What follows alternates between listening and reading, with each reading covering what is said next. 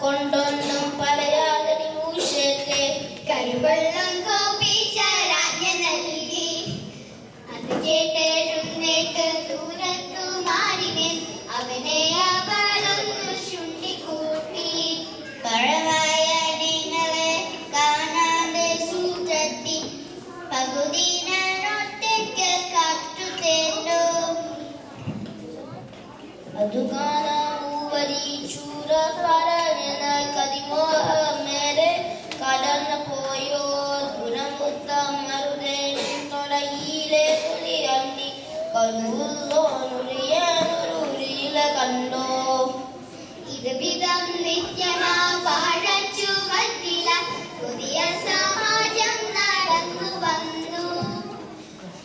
ഒരു ദിനം വാഴ കുലച്ചതു കാരണം തിരുവോണം വന്നു കുളക്കുണിയിൽ.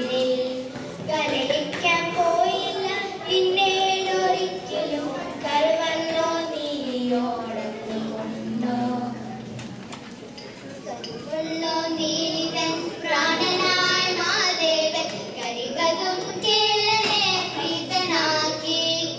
നിഴൽ നീങ്ങി നിമിഷത്തിൽ നിറനിലാവോലുന്ന നിലയല്ലോ നിർമ്മല ബാല്യകാലം.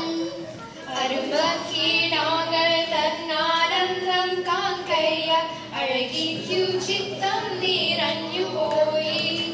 കുലമൂത്തു വെട്ടി പഴുപ്പിച്ചെടുക്കുവാൻ മലയനു മുള്ളിൽ തിടുക്കമായി. അവരോമൽ പൈതങ്ങൾ കങ്ങനെയെങ്കിലും അവനൊരു സമ്മാനമേകാമല്ലോ. സരസമായി മാദേവൻ കേളന്റെ തോളത്ത് വിരുതട്ടി താളം പിടിച്ചു നിൽക്കൂ. അണിയിട്ടിട്ടു മാത്രം വികസിക്കും കിരണങ്ങൾ അണിയുന്നു കേളന്റെ കടമിരികൾ. അണിയിട്ടിട്ടു മാത്രം വികസിക്കും കിരണങ്ങൾ അണിയുന്നു കേളന്റെ കടമിരികൾ.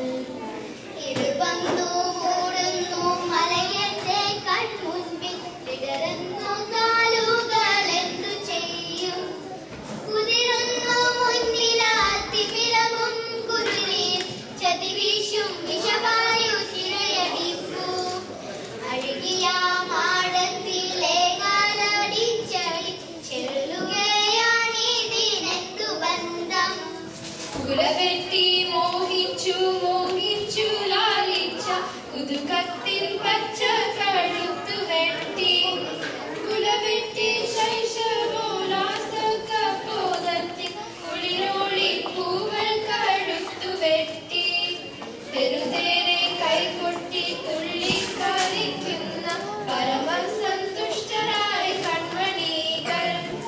കുലതോളിലേന്തി പ്രതിമ പോലങ്ങനെ മലയനാം മുറ്റത്ത് നിന്നു പോയി. അനുഗവാനൊച്ച പൊങ്ങുന്നതില്ല കരൾ തെരുതേരെ പേർത്തും തുടിപ്പുമേന്മേൽ.